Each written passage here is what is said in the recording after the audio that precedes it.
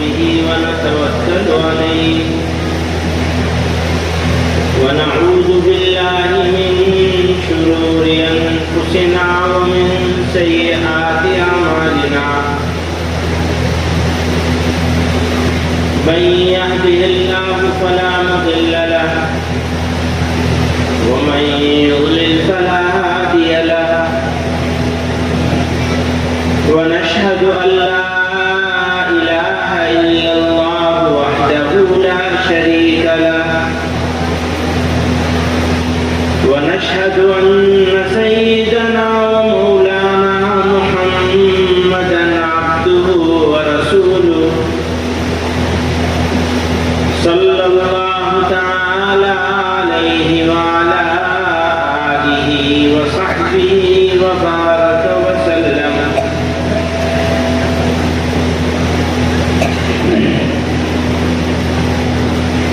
حضرات علماء کرام اور معزز حاضرین مجلس،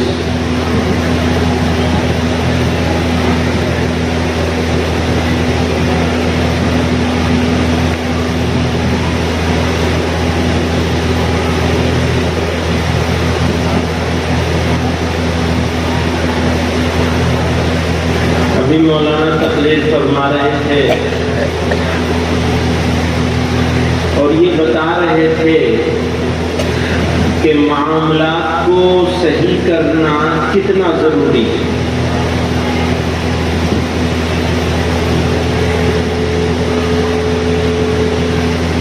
ہمارے معاملات، ہماری لین دین،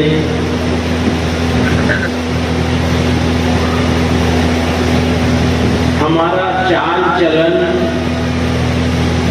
ہمارے بات کرنے کا طریقہ، ہمارے معاملات کرنے کا طریقہ، لین دین کا طریقہ،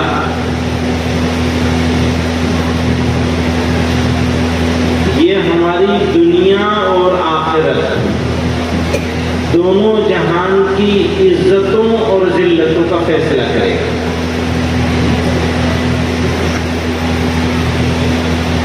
اگر اچھا معاملہ ہے تو دنیا میں بھی عزت ملے گی اور آخرت میں بھی ملے گی. جو لوگ ایمان والے نہیں ہیں وہ بھی اگر معاملات اچھے کرتے ہیں تو دنیا میں تو انہیں عزت مل ہی جائے گی.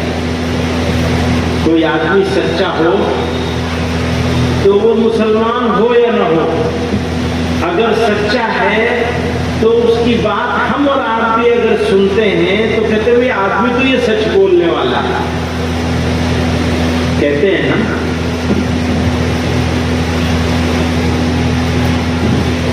تو جس چیز سے مسلمان نہ ہونے کے باوجود خود مسلمان کی نظر میں بھی کسی غیر مسلم کی عزت ہو جاتی ہو، وہ کام کتنا ضروری ہوگا. اور جب مسلمان اس کام کو کرے گا تو وہ اس کے لیے دین اور دنیا دونوں کی کامیابی کا ضامن ہو جائے گا. کہ آپ اپنے والدین کے انتقال کے بعد وراثت میں بہنوں کو حصہ دیتے ہیں یا نہیں دیتے؟ اگر دیتے ہیں تو آپ نے اللہ کو راضی کرنے والا کام کر دیا، اور نہیں دیا ہے تو ہمارے حضرت کیوں فرمایا کرتے تھے کہ اگر بہنیں معاف بھی کر دے تو بھی معاف نہیں ہوتا، کیونکہ عموماً بہنیں سماج کے دباؤ میں معاف کر دیتی ہیں کہ لوگ کیا کہیں گے، کیسی بہن ہے، بھائی سے پیسے لے لیے، بھائی کی زمین لے لی. اور جو لوگوں نے اپنی بہنوں کا حصہ نہیں دیا ہے وہ حرام مال کھا رہے ہیں، اپنے حلال کو بھی حرام کر لیا. انہوں نے کھیت میں حصہ نہیں دیا، مکان میں حصہ نہیں دیا، پیسے میں حصہ نہیں دیا، جائیداد میں حصہ نہیں دیا. ابھی تو یہ ہو گیا ہے کہ باپ کی زندگی میں بچے لوگ، لڑکے لوگ، جوان لوگ اپنے والدین سے کہنے لگے ہمارا حصہ دے دو. ابھی تیرا حصہ کون سا ہے اس میں؟ لڑکے بچے کا تو کوئی حصہ ہوتا نہیں، کسی کا بھی کوئی حصہ نہیں ہوتا. جب تک مالک زندہ ہے تب تک تو کسی چیز میں کوئی حصہ نہیں کسی کا. اب وہ بزرگ باپ کے پیچھے پڑے ہوئے ہیں، ہمارا حصہ دے دو جی.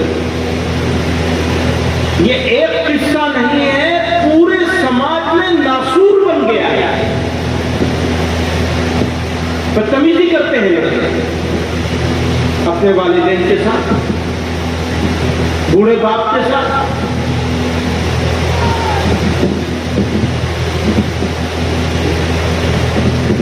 اور پھر یہ امید کرتے ہیں کہ دنیا میں مسلمانوں کی عزت ہو جائے گی. پتہ نہیں کون سا وظیفہ ہے کہ مسلمان کو عزت مل جائے گی. جو گھر میں اپنے والدین کو بے عزت کر رہی ہے جو قوم، اس قوم کو دنیا میں عزت مل جائے گی. پتہ نہیں اور کیا طریقہ ہوگا، مجھے تو سمجھ میں آتا نہیں کہ بھیا جب تک ہم اپنے آپ کو ٹھیک نہیں کر لیں گے تو باہر رونے دھونے سے کیا ہوگا. اصل تو گھر کو ٹھیک کرنا ہے. اب یہ بات علماء اور مدارس کے لوگ برابر یہ کہتے ہیں کہ سب سے قیمتی سرمایہ ہمارا بچہ ہے. ایک ماں اور باپ کے لیے جس کے پاس 80 بیگھے 70 بیگھے یا 50 بیگھے زمین ہے اور اس زمین سے کھیتی کر کے پیسہ کماتا ہے ایک آدمی، اور اس کے 2 لڑکے ہیں. اب اس کے لیے زیادہ قیمتی وہ زمین ہے یا اس کے وہ دونوں بیٹے اور ایک بیٹی ہے؟ کیا چیز زیادہ قیمتی ہے؟ ایک ماں باپ کے لیے زیادہ قیمتی زمین اور مکان ہے یا زیادہ قیمتی اپنی اولاد ہے؟ سمجھ میں نہیں آ رہی ہے بات میری. ابھی تو شروع ہوا ہے جلسہ، ابھی سے نیند آنے لگی.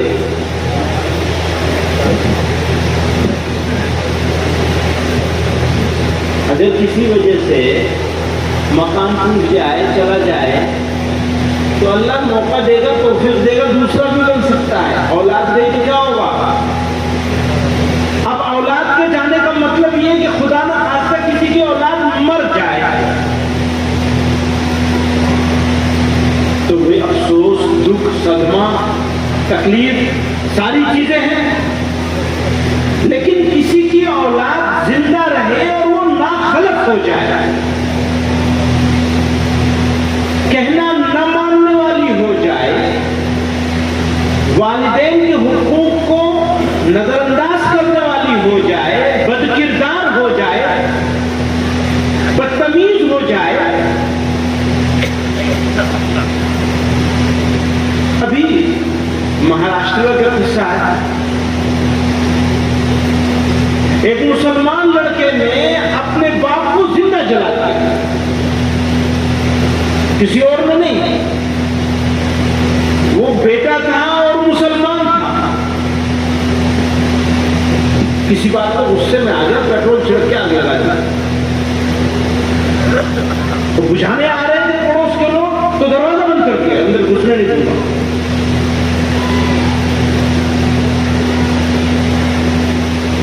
کیا ہو رہا ہے؟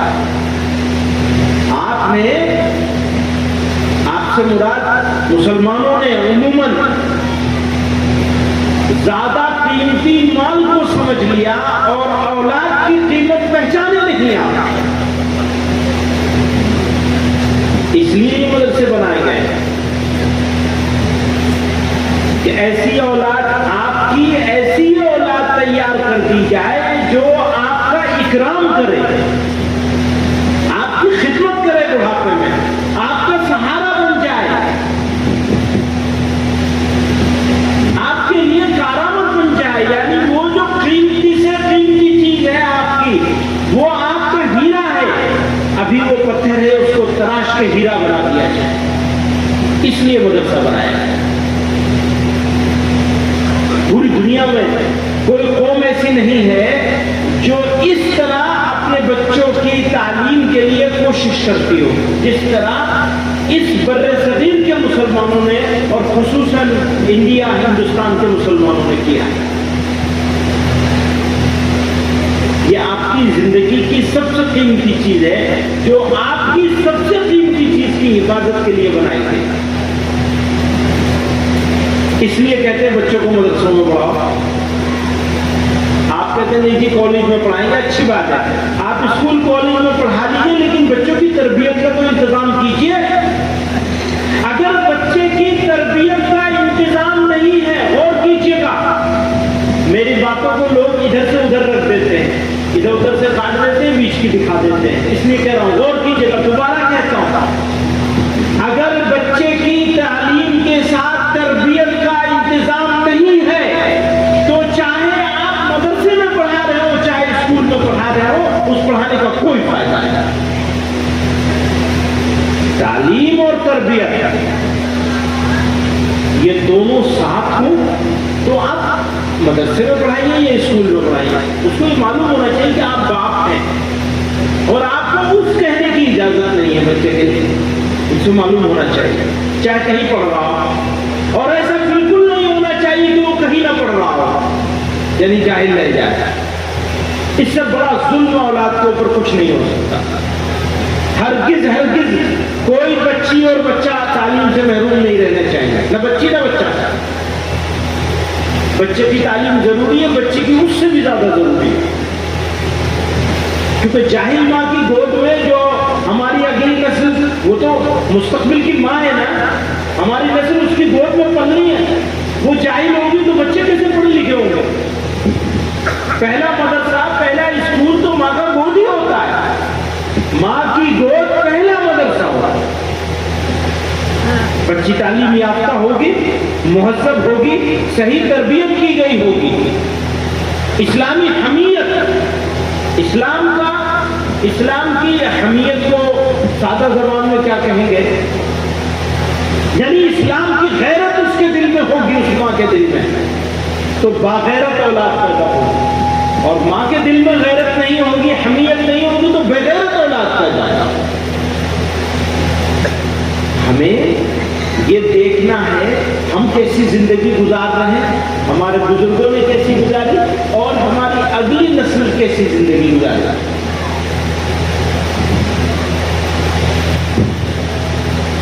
خطرہ دو طرح کا ہوتا ہے، ایک جان کا، دوسرا مال کا. مال چلا جائے یا جان چلی جائے، یہی خطرہ ہوتا ہے. دنیا والے اسی خطرے کو خطرہ مانتے ہیں.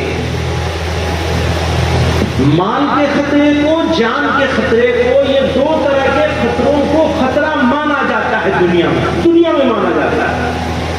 دھیان کیجیے گا، دو ہی طرح کے خطروں کو دنیا میں خطرہ مانا جاتا ہے، جان کا خطرہ یا مال کا خطرہ. اور انہی دونوں سے کے خطروں سے بچنے کے لیے دنیا والے انتظام کرتے ہیں.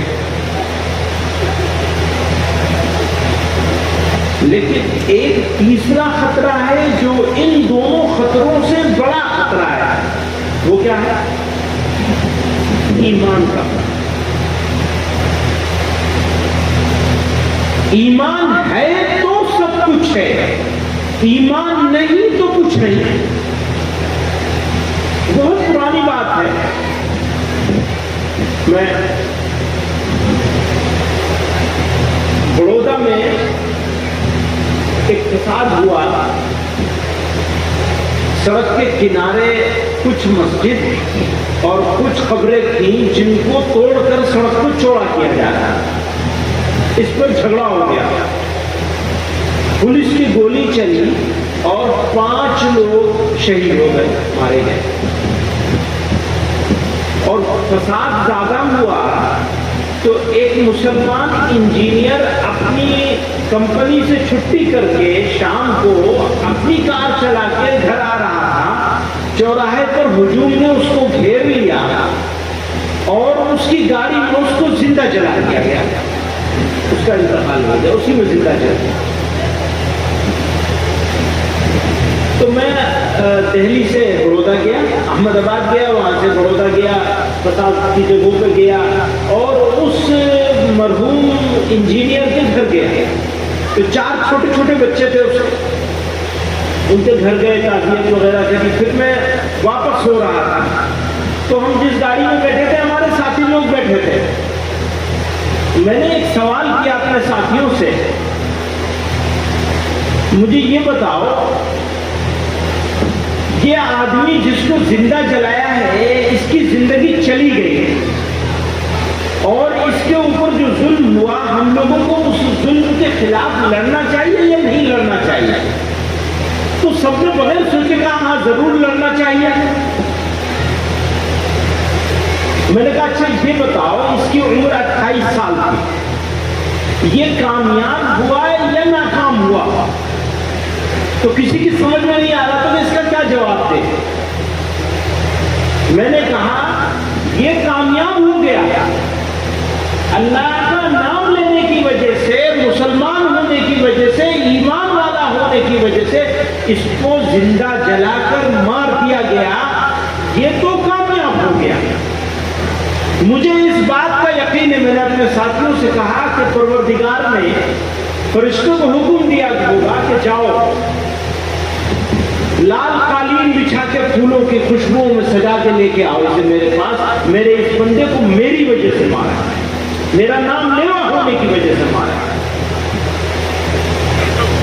تو میں نے کہا اس کے ساتھ بہت بڑا ظلم ہوا ہے، اتنا بڑا ظلم ہوا ہے کہ وہ کبھی معاف نہیں کیا جا سکتا، لیکن یہ خود کامیاب ہو گیا۔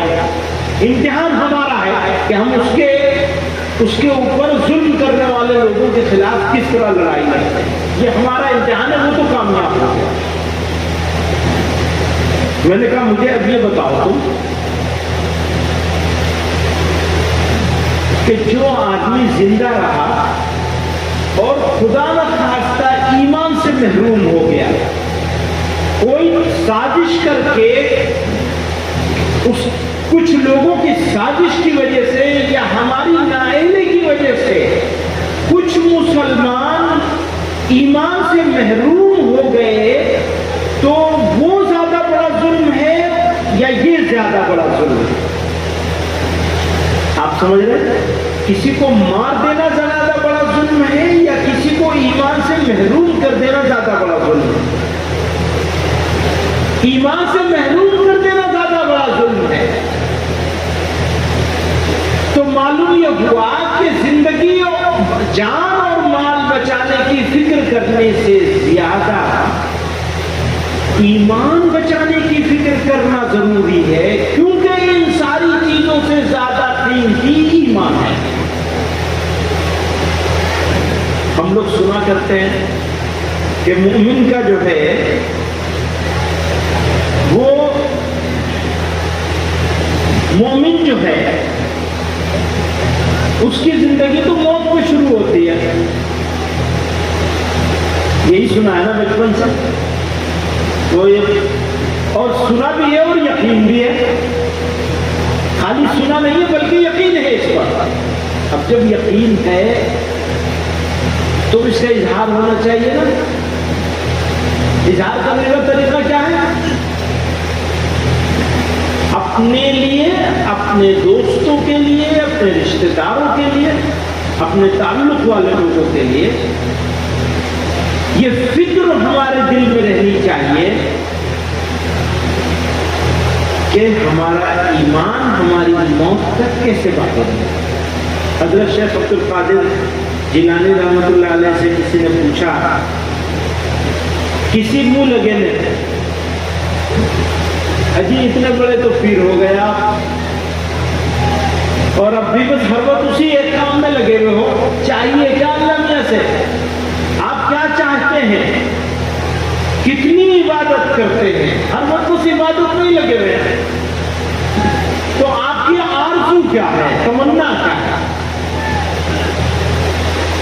حضرت نے فرمایا بس موت آئے تو ایمان کے ساتھ آ جائے۔ تمنا کیا ہے؟ مرے تو ایمان کے ساتھ نہ ہو جائے۔ ایک آرزو ہے، اس آرزو کے لیے زندگی کھپا دی ہے کرنے پہ. تو ہماری بھی کیا آرزو ہونی چاہیے؟ ایمان پہ تو الحمدللہ زندگی گزر رہی ہے، بس خاتمہ بھی ایمان پہ ہو جائے. یعنی جب ہم مریں تو ایمان کے ساتھ جائیں، کیونکہ وہی بس امتحان ہے. موت ایمان پر آ جائے اپنا بیڑا پار ہے بس. وہ نبی علیہ السلام نے فرمایا جیسی زندگی ویسی موت، جیسی موت ویسی آخرت. اچھی زندگی ہوگی اچھی موت آئے گی، اچھی موت آئے گی اچھی آخرت ہوگی. تو زندگی میں بدلاؤ لانا ہے. تقریریں تو ہم لوگوں کی ایسے ہوتی ہیں تو اللہ نے دو کان دیے کس لیے؟ ایک سننے کے لیے، ایک نکال دینے کے لیے. وہ نیچے کی طرف جاتے ہی نہیں کچھ. بولنے والے بھی ایسے ہی ہے، جب بولنے والے ہمارے نظر میں تو دل میں کہاں جائے گی بات. پر ارادہ کرنا پڑے گا، کام چلے گا نہیں اس کے بغیر. فکر کرنی پڑے گی، کیونکہ دل میں فکر ہوگی تو اللہ تعالیٰ کی مدد آ جائے گی. اللہ ہی کی مدد سے ہمیں یہ ایمان ملا ہے، اسی کے فیصلے سے ملا ہے. اور یہی اس کے سامنے ہماری درخواست ہے، اللہ میاں کے سامنے، کہ جی آپ نے اپنی مہربانی سے ایمان عطا فرمایا، ایمان والے گھر میں پیدا کر دیا، بنا مانگے بنا کوشش کے سب مل گیا، کوئی کوشش نہیں کرنی پڑی. تو اللہ میاں جس طرح آپ نے مہربانی کر کے ایمان عطا فرما دیا، اسی طرح مہربانی کر کے موت بھی ایمان پر آ جائے گا. تو اپنے نسلوں کے ایمان کی فکر کرنا. میں کہہ رہا تھا مدرسے بنائے گئے اسی لیے تاکہ بڑھاپے میں اپنی اولاد کے ہاتھ ہمیں اور آپ کو رسوا نہ ہونا پڑے، ذلیل نہ ہونا پڑے. اور بھیا اگر فکر نہیں کی ابھی تو جب وہ جوان ہو جائے گا، آپ بوڑھے ہو جائیں گے، تب کیا فکر کریں گے؟ میں اپنے جوان دوستوں سے کہہ رہا ہوں، جب آپ بوڑھے ہو جائیں گے، آپ کے بچے جوان ہو جائیں گے، تب تو ویسے ہی ہوگا جیسے دنیا میں ہوتا ہے. ابھی سے فکر کرنے کی ضرورت ہے، بچیوں اور بچوں کے ایمان کی، ان کے اعمال کی، ان کے اخلاق کی اور اس کی تربیت. اچھا، بچوں کی تربیت اچھی کیسے ہوگی؟ حلال مال جائے گا تو ہوگی، حرام مال کے ساتھ کام نہیں چلتا. جب حرام مال سے جسم میں خون بنے گا، اس خون سے جسم بنے گا، تو اس میں کیا روحانیت آئے گی؟ مزہ ختم ہو جائے گا. آج کی تاریخ میں دنیا میں سب سے بڑی بیماری کون سی ہے آپ کو معلوم ہے؟ کون سی بیماری ہے؟ کینسر، ڈائبٹیز، شوگر، ہارٹ کی بیماری. کووڈ تو چلا گیا یا ابھی ہے؟ کہیں ہے بھی ابھی. کچھ آیا، کچھ لوگوں کو بھی لے گیا، بہت لوگوں کو لے گیا. ہمارے آپ کے بہت سے جاننے والے چلے گئے. اللہ کی مرضی اتنی ان کی عمر تھی. میں بھی پچھلے سال اسپتال میں تھا.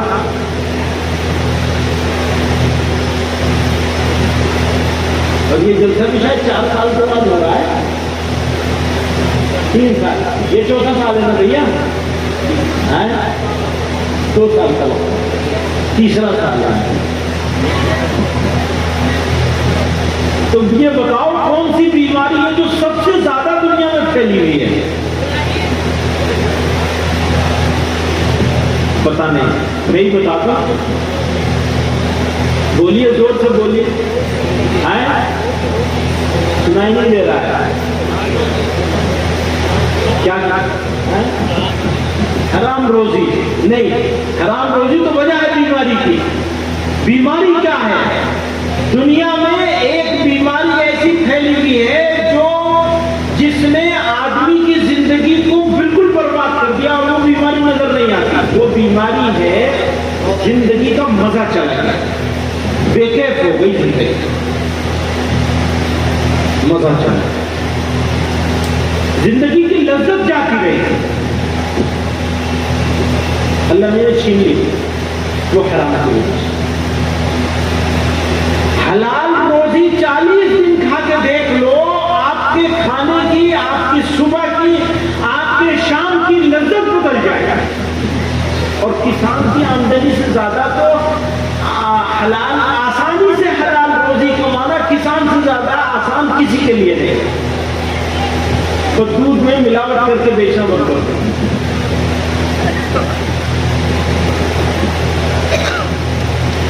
کیونکہ یہ تو ہم اور آپ سب جانتے ہیں، ہمارا عقیدہ ہے کہ برکت تو اللہ ہی دینے والے ہیں۔ برکت کا مطلب پیسے کا زیادہ ہونا نہیں ہے، برکت کا مطلب آپ کی ضرورتوں کا جتنا پیسہ آپ کے پاس موجود ہے اس سے پورا ہو جاتا ہے، ورنہ پیسہ بھی بڑھتا ہے، ضرورت بھی بڑھ جاتی ہے۔ سمجھ رہے؟ پیسہ خوب ہے، ضرورتیں بھی خوب ہیں، اور کھانا کھا کے آدمی سوتا ہے، ٹھیک سے رات میں نیند بھی نہیں آتی، بیٹھا ہوا ہے ہمارے اور آپ کے ساتھ بیٹھے ہوئے، لیکن دل ڈوبا جا رہا ہے، بے کیف ہو گئی، بے لذت ہو گئی زندگی۔ یہ حرام مال کی وجہ سے ہوا، لوگوں کے حق مارنے کی وجہ سے ہوا، لوگوں کے ساتھ ناانصافی کرنے کی وجہ سے ہوا، اپنوں کے ساتھ، اپنی بہن کے ساتھ، اپنے رشتہ داروں کے ساتھ دل میں حسد کی آگ یا جلی ہوئی ہے، وہ دوسرے سے نہیں ہوتی، اپنوں سے ہوتی ہے، سگے بھائی بھائی۔ یہ کیسے آگے بڑھ گیا؟ میں بڑھوں یا نہ بڑھوں، اس کو آگے نہیں بڑھنا چاہیے۔ سوسائٹی، سماج، معاشرہ عجیب کیفیت میں، تو اللہ نے انہیں سزا یہی مسلط کر دی۔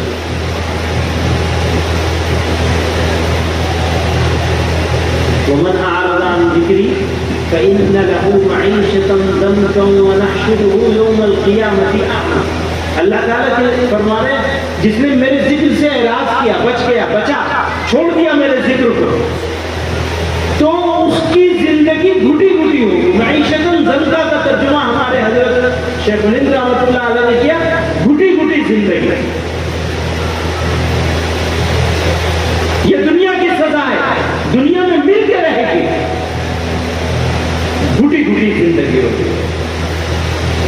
اب ہم گاؤں میں رہتے ہیں، شہر میں رہتے ہیں، قصبے میں رہتے ہیں، محلے میں رہتے ہیں، ہمارے پاس پیسہ زیادہ ہے یا ہمارے پاس پیسہ کم ہے یا تھوڑا ہے یا درمیانی ہے، کچھ بھی ہو، اور زیادہ پیسہ بھی ہو، ایک آدمی ہے جس کے پاس اپنے ہوائی جہاز ہے،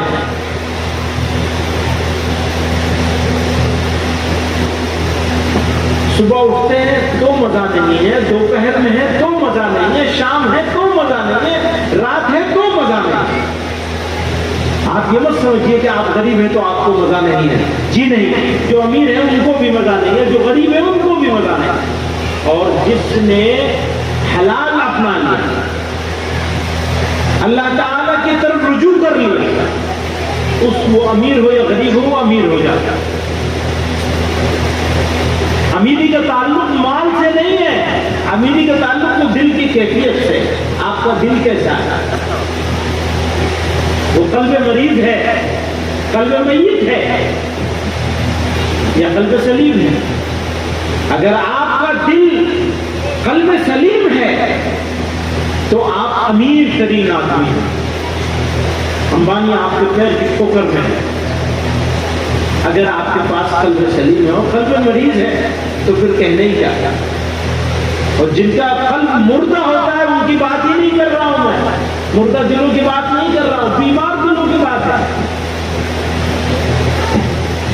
اور اللہ تعالیٰ فرماتے ہیں اِلَّا مَنْ أَتَى اللَّهَ بِقَلْبٍ سَلِيمٍ، بس وہی ہوں گے جو اللہ تعالیٰ کے پاس قلب سلیم کے ساتھ آئے ہیں، انہی کا استقبال ہوگا۔ اللہ میاں چاہتے یہی ہے کہ ان کے بندے قلب سلیم کے ساتھ جیے، قلب سلیم سے مر جائے، قلب سلیم کے ساتھ آئے، صحیح دل کے ساتھ آئے۔ تو دل کو ٹھیک کرنا ہے، جب تک دل نہیں ٹھیک ہوگا تب تک حلال پر آپ قائم نہیں رہ پائیں گے۔ ارے آپ کا دل ٹھیک ہوگا تبھی تو بہن کا حصہ دیں گے، ورنہ کسی کے پاس 20 بیگھے زمین ہے، اس میں سے 4 بیگھے بہن کو دینا پڑے تو دیکھو کتنا زور پڑے گا. یہ مشکل بات ہے. دیکھی جائے گی، جب خبر ہو جائیں گے تب دیکھی جائے گی. وہ اپنے لڑکے پھر 5 پوچھ لیں گے، سزا ہمیں ملے گی. بچے گا تو وہاں ہمارے پہ نا بہن کا حصہ کیوں نہیں دیا تھا. بچوں کو تھوڑی کو پوچھے گا، بچوں کو تو بچوں کی بہن کے بارے میں پوچھا جائے گا، یعنی تمہاری بیٹی کے بارے میں پوچھا جائے گا کہ حصہ دیا یا نہیں دیا. عام بیماری ہے یہ. غیر مسلموں کے بیچ میں رہتے ہیں، ان کی بیماری اپنے اندر لے رکھی ہے. ویسے آستین چڑھی رہے گی، بڑا فخر ہے اپنے ایمان پر، پھر کام نہیں جیسے کریں گے. وہ بھی نہیں دیتے، ہم بھی نہیں دیں گے. جی وہ تو ابا نے شادی میں بڑا جہیز دے دیا تھا. لو جی یہ سن لو، ابا نے جہیز دے دیا، اس کافی ہے. اب تمہارا تمہیں کچھ نہیں کرنا، تو گھر سے نکال دو. وہ تو چلی گئی دوسرے گھر میں شادی ہو.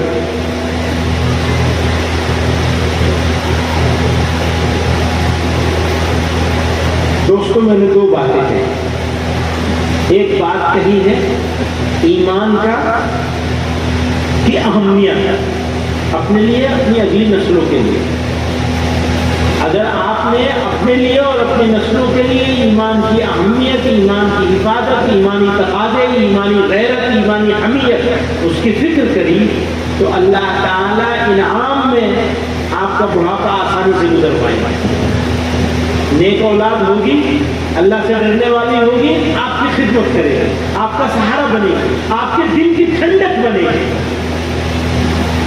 قرآن میں اللہ تعالیٰ نے دعا سکھائی ہے ہم لوگوں کو، ربنا هب لنا من ازواجنا وذرياتنا قرة اعين. ہماری اولاد، ہماری بیویاں ایسی ہو جو ہماری آنکھوں کی ٹھنڈک کرے. آپ اگر ان کی ایمان کی، ان کی تعلیم کی، ان کی تربیت کی، ان کی اخلاق کی، ان کی زندگی کی فکر کریں گے، دنیا میں اللہ تعالیٰ انعام عطا فرمائیں گے، ان کو آپ کی آنکھوں کی ٹھنڈک کریں گے. آپ کو مزہ آئے گا ان کو دیکھ کے. اور آخرت کے لیے صدقہ جاریہ بناتے ہیں. اولاد صالح یدعو لہ، نیک اولاد جو مرنے کے بعد دعا کرے اپنی ماں کے لیے، باپ کے لیے. ایسی اولاد چاہیے. وہ کون کرے گا؟ ایسی اولاد کون کرے گا؟ وہ ہمیں خود کرنا پڑے گا. میں نوجوان دوستوں سے کہہ رہا ہوں، آپ کو کرنا پڑے گا. بزرگوں سے نہیں کہہ رہا ہوں، وہ تو ہو چکا، ان کا معاملہ گزر گیا. جنہوں نے فکر کری ان کے بچے نیک ہیں، جنہوں نے نہیں فکر کری وہ خود جانا، خود بجھتا. اور جن کو بوڑھے والدین مل گئے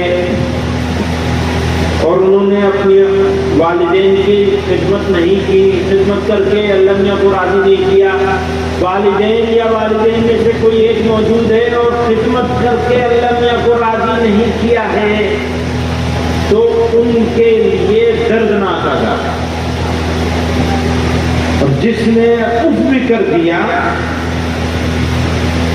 اور اس پر قائم رہا، توبہ نہیں کری، معافی نہیں مانگی، معاف نہیں کرا لیا اور اف بھی کر دیا، تو اس کی موت اس وقت تک نہیں آئے گی جب تک اس کی اولاد اس کے سر پہ جوتے نہیں مار لیں.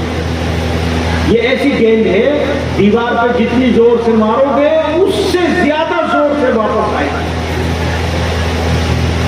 ماں باپ کے ساتھ بدسلوکی کرنے کی سزا مل کے رہے گی دنیا میں، موت ہی نہیں آئے گی تمہاری اس وقت تک.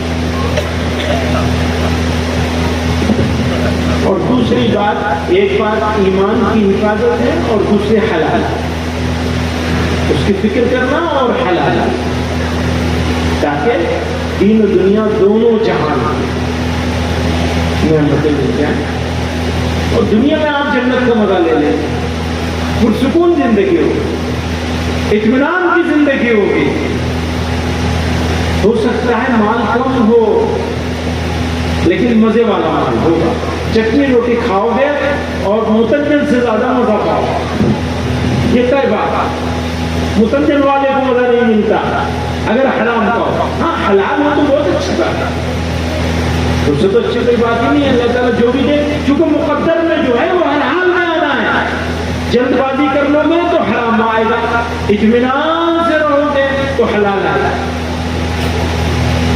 अल्लाह ताला हमें सबको ईमान पर, ईमान की कदर करने की, साबित कदम रहने की तौफीक अता फरमाए, आखिरत की फिक्र अता फरमाए और नस्लों के ईमान की हिफाजत का फैसला फरमाए और हमें हर तरह की आजमाइश से बचाए। ये वक्त आजमाइश का है। अल्लाह ताला हमें इस दुनिया में जब तक जिंदा रखे ईमान पर साबित कदम है, मौत आए तो ईमान के साथ आए। तो आप लोग का